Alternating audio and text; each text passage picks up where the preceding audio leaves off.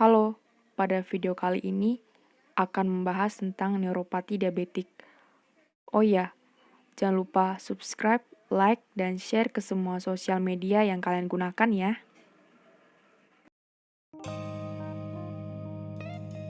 Apa itu DM? Diabetes mellitus adalah penyakit metabolik yang dimana terjadi ketidakseimbangan metabolisme karbohidrat, protein, dan lemak, sehingga terjadi peningkatan kadar glukosa darah yang disebabkan oleh kelainan sekresi insulin, kerja insulin, ataupun keduanya. Apa itu neuropati diabetik? Neuropati diabetik adalah keadaan di mana saraf tepi mengalami gangguan fungsi akibat penyakit DM. Ada 4 jenis neuropati diabetik. Neuropati perifer merupakan kerusakan saraf perifer yang sering terjadi pada saraf kaki dan tungkai. Neuropati proksimal mempengaruhi saraf di paha, pinggul, atau bokong. Neuropati ini jarang ditemukan dan biasanya dialami oleh penderita diabetes pria yang berusia lebih dari 50 tahun. Neuropati otonom mempengaruhi sistem saraf otonom, saraf yang mengontrol fungsi tubuh seperti pada sistem gastrointestinal, saluran kemih, genital, atau kardiovaskular.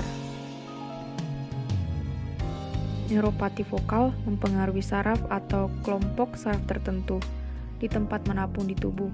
Neuropati ini paling sering ditemukan pada tangan, kepala, atau kaki. Patogenesis. Pada gambar ini menunjukkan patogenesis neuropati diabetik, menggambarkan beberapa etiologi termasuk metabolisme, pembuluh darah, autoimun, dan defisiensi faktor pertumbuhan neurohormonal. Gejala. Gejala neuropati perifer diabetik meliputi 1. Mati rasa atau kesemutan pada kaki dan tungkai bawah kaki.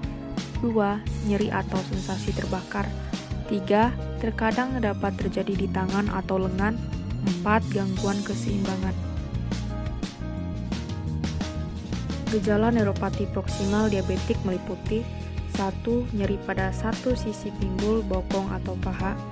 2. Kelemahan otot kaki yang dapat menyebabkan kesulitan berdiri. Gejala neuropati otonom diabetes tergantung pada sistem organ yang terlibat. Di antaranya adalah 1. Mual dan muntah, 2. Diare, 3. Sembelit, 4. Pusing, 5. Pingsan, 6. Cepat merasa kenyang, 7. Disfungsi ereksi pada pria, 8. Inkontinensia urin, 9. Ketidakkemampuan untuk menggosongkan kandungan kemih sepenuhnya, 10. Penurunan lubrikasi vagina pada wanita, 11. Kembung, 12. Kesulitan menelan, 13. Tekanan darah rendah tiba-tiba, 14. Detak jantung saat istirahat terasa cepat. Gejala neuropati vokal diabetes juga tergantung pada lokasi saraf yang terkena. Gejala bisa muncul tiba-tiba, biasanya tidak menyebabkan masalah jangka panjang, dan dapat membaik selama beberapa minggu sampai berbulan-bulan. Gejala dapat termasuk 1. Sakit dada, 2. Sakit mata, 3. Perubahan penglihatan, 4. Bell's palsy, 5. Nyeri di daerah tubuh yang terlokasi.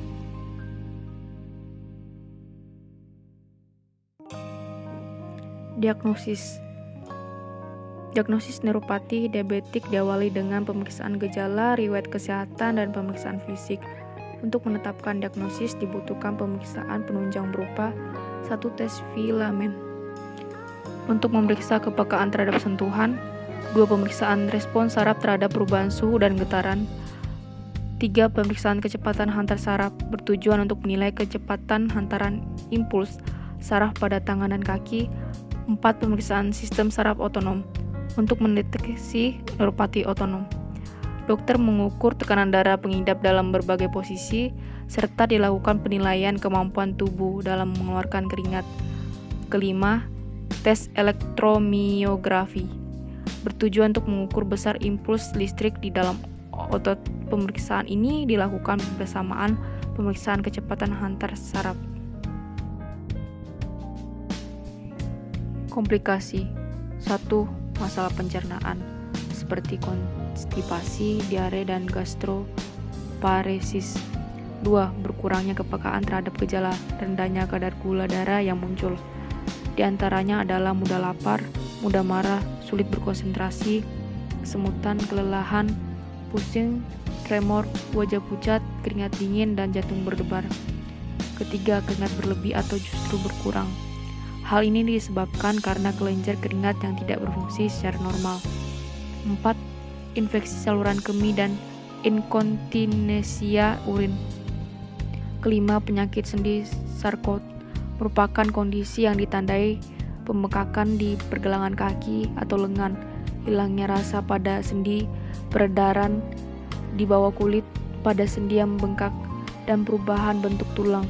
Pada kasus yang parah, penyakit ini menyebabkan cacat fisik. Keenam, kematian jaringan kaki akibat infeksi yang menyebar ke bagian tubuh lain. Bila tidak diobati, bagian kaki yang mengalami kematian jaringan harus diamputasi. Pencegahan 1. Kontrol gula darah. 2. Rajin olahraga. 3. Hindari rokok dan alkohol. 4. Perawatan kaki. 5. Konsumsi vitamin neurotropik.